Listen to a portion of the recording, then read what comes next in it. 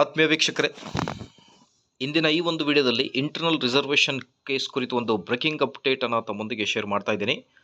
ತಮ್ಗೆ ಗೊತ್ತಿದೆ, ಈ ದಿನ 56% ರಿಸರ್ವೇಷನ್ ಕೇಸ್ ಕುರಿತು ಏನು ಹಿಯರಿಂಗ್ ಇತ್ತು, ಅದರ ಕುರಿತು ಒಂದು ಲೇಟೆಸ್ಟ್ ಅಪ್ಡೇಟ್ ತಮ್ಮೊಂದಿಗೆ ಶೇರ್ ಮಾಡ್ತಾ ಇದ್ದೀನಿ. ಅದರ ಜೊತೆಗೆ ನೇಮಕಾತಿಗಳ ಕತೆ ಏನು, ಈಗ ಒಂದು ಬ್ರೇಕಿಂಗ್ ಅಪ್ಡೇಟ್ ತಮ್ಮೊಂದಿಗೆ ಶೇರ್ ಮಾಡ್ತಾ ಇದ್ದೀನಿ. ಸರ್ಕಾರವು 50% ನೇಮಕಾತಿ ಏನಿದೆ ಅದರ ಜೊತೆಗೆ ನೇಮಕಾತಿ ಮಾಡುತ್ತಾ, ಅಥವಾ 56% ರಿಸರ್ವೇಷನ್ ಕೇಸ್ ಕ್ಲಿಯರ್ ಆದಮೇಲೆ ನೇಮಕಾತಿ ಮಾಡುತ್ತಾ, ಅಧಿಸೂಚನೆ ಆಗುವುದು ಯಾವಾಗ ಅನ್ನೋದೇ ಒಂದು ದೊಡ್ಡ ಪ್ರಶ್ನೆ.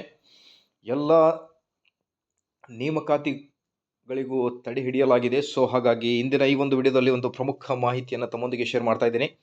ಅದರ ಜೊತೆಗೆ ವೀಕ್ಷಕರ, ದಯವಿಟ್ಟು ಒಂದೇ ಒಂದು ಕಮೆಂಟ್ ಮಾಡಿ, ನಿಮ್ಮ ಅನಿಸಿಕೆ 2026ರಲ್ಲಿ ನೇಮಕಾತಿಗಳು ಆಗುತ್ತೋ ಅಥವಾ ಆಗಲ್ಲ. ಅದರ ಜೊತೆಗೆ ವಿಡಿಯೋನ ಲೈಕ್ ಮಾಡಿ please. Like, share and subscribe.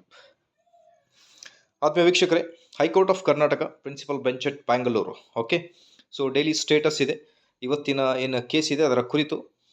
So actually 12/2/2026 ಇವತ್ತು ಏನು ಹಿಯರಿಂಗ್ ಇತ್ತು, ಆ ಒಂದು ಹಿಯರಿಂಗಲ್ಲಿ ಮತ್ತೊಂದು ಟ್ವಿಸ್ಟ್ ಏನಿದೆ. ಟ್ವಿಸ್ಟ್ ಅಂತ ನೋಡ್ತಾ ಬಂದರೆ, ಮಾರ್ಚ್ 2, 2026ಕ್ಕೆ ಈ ಒಂದು ಹಿಯರಿಂಗ್ ಇದೆ. ಈಗ ಮತ್ತೆ ಪೋಸ್ಟ್ಪಾಂಡ್ ಆಗಿದೆ. ಈಗ ನೆಕ್ಸ್ಟ್ ಹಿಯರಿಂಗ್ ಡೇಟನ್ನು ಕೂಡ ಕೊಟ್ಟಿದ್ದಾರೆ.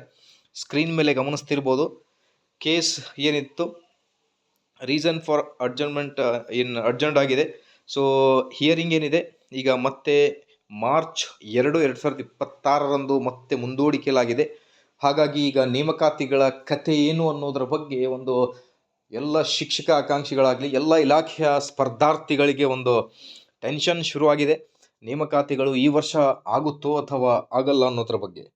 ಸೊ ಹಾಗಾಗಿ ಫ್ರೀಡಮ್ ಪಾರ್ಕ್ನಲ್ಲಿ ನೀವು ನೋಡ್ತಿರ್ಬೋದು, ನಿನ್ನೆಯಷ್ಟೇ ಭಾಳಷ್ಟು ಸ್ಪರ್ಧಾರ್ಥಿಗಳು ಒಂದು ಸ್ಟ್ರೈಕನ್ನು ಕೂಡ ಮಾಡಿದ್ದಾರೆ.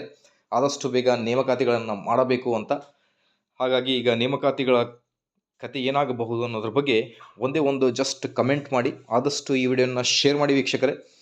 ಸೊ ಎಲ್ಲ ಸ್ಪರ್ಧಾರ್ಥಿಗಳ ಕಮೆಂಟನ್ನು ನೋಡೋಣ, ಏನಾಗುತ್ತೆ, ಏನು ಬರುತ್ತೆ ಕಮೆಂಟ್ ಅನ್ನೋದ್ರ ಬಗ್ಗೆ.